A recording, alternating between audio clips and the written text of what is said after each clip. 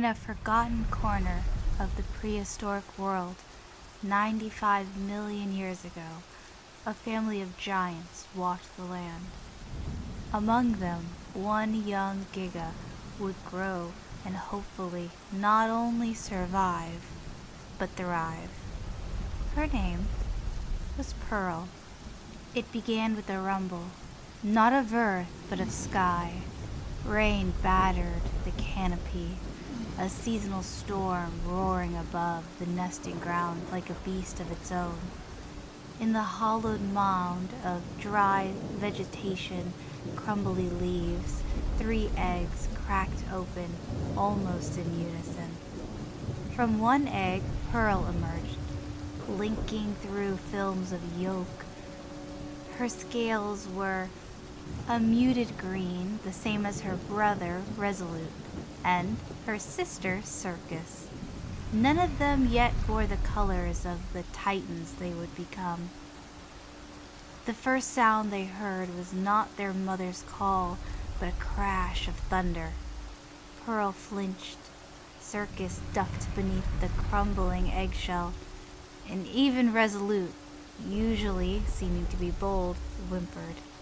The rain frightened all of them, but then came the deep, steady thuds of something massive.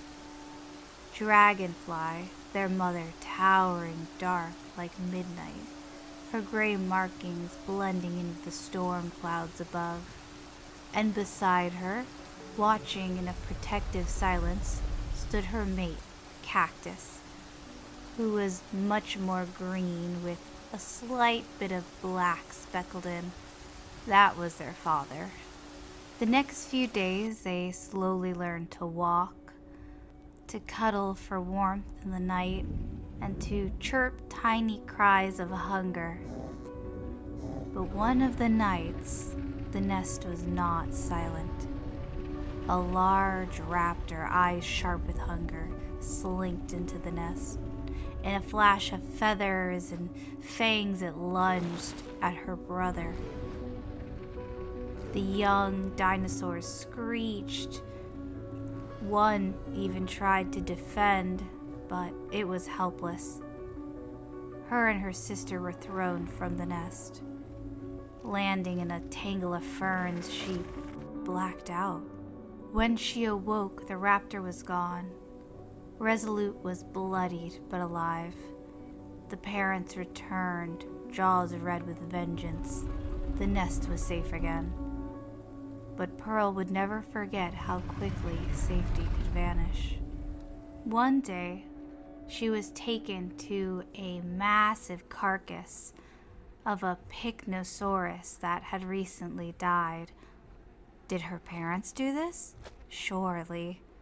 This was her first taste of warm meat, not something brought to her by her parents, but something she could actually bite into. She chewed awkwardly, enjoying it. She heard her father let out a large roar, long and low, vibrating the nearby trees. Her siblings began to mimic, so she decided she would try as well. Her first roar was clumsy, but she took pride in it. Her parents watching proud. She was still learning and growing. One day, they began to walk and didn't stop. Days turned into weeks. Pearl didn't understand where they were going and why they were leaving the safety of the nest, only that they were moving. Some days her legs would ache. Sometimes they slept beneath the giant moon in the sky. One day she watched her mother's jaws crunching on bones just as casually as it would meat. She wondered what made dragonflies so powerful. But not all moments were peaceful. Her brother kept growing bigger and bigger and began to assert himself. He would push Circus to the side, snap and snarl at Pearl. She learned to stay quiet or stay far ahead or behind. It was safer that way. Until one morning they stumbled across a large clam sticking out of the water.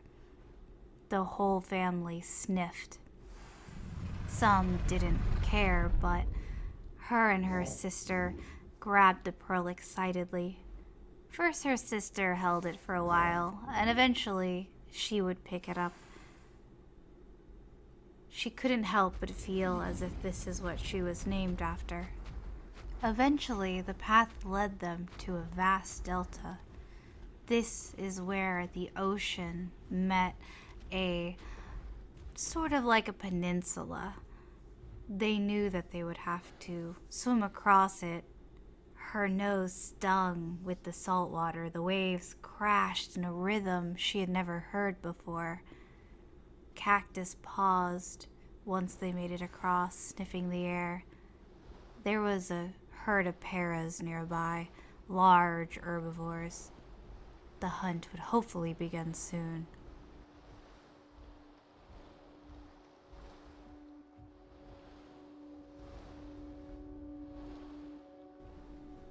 They began to stalk their prey up a hill. There was a large lake, but sadly she lost track of her parents, and by the time she reconvened, they had lost the paras.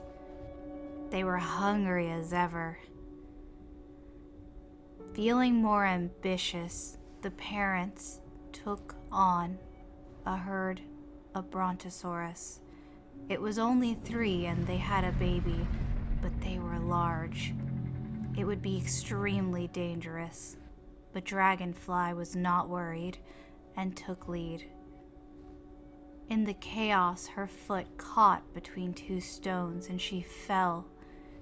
It took her a moment or two to get up, but by the time she had gotten to her feet, one of the massive sauropods reared up in panic and came down with an earth-shaking force onto her. Dragonfly did not rise back up. They gathered around her body that night. Circus cried softly. Resolute paced in silence, fury in his steps, wishing if he was only older, maybe he helped, she wouldn't have died. Pearl laid beside her mother, curled up, like she did when she was a hatchling. And Cactus just stared longingly at his mate, his mind pondering. By the time it was morning, Cactus was starving and tried to eat his mate. Resolute stopped him, growling, but the father knew best, continuing to eat to show him that this is what she would want, to help her babies and mate survive without her. Over the next few days, her family continued to dwindle. Resolute left first, chasing the scent of prey and freedom. Circus left not too long after. She had thought she heard a potential mate and left to go follow the call. Cactus was the last to go. One morning, Pearl awoke to find him gone. No growl, no goodbye, nothing. Just silence. She was alone, but knew that soon she would have to travel and hunt on her own, not just eat the scraps from her family's hunt. She was worried, but had no choice. Life during this time was cruel, but it would make survivors. Pearl would never be the biggest or the loudest, but she would endure. She was the daughter of Dragonfly and Cactus, a child of the storm and of silence, and her story was just beginning. Thank you for watching. If you like this style of video, please let me know. I want to try to do more like mini documentaries like this. Currently playing on a Realism server. I will post it in the description. And yeah, let me know your comments, what you think, what do you think's gonna happen, and I will see you guys next time. Bye!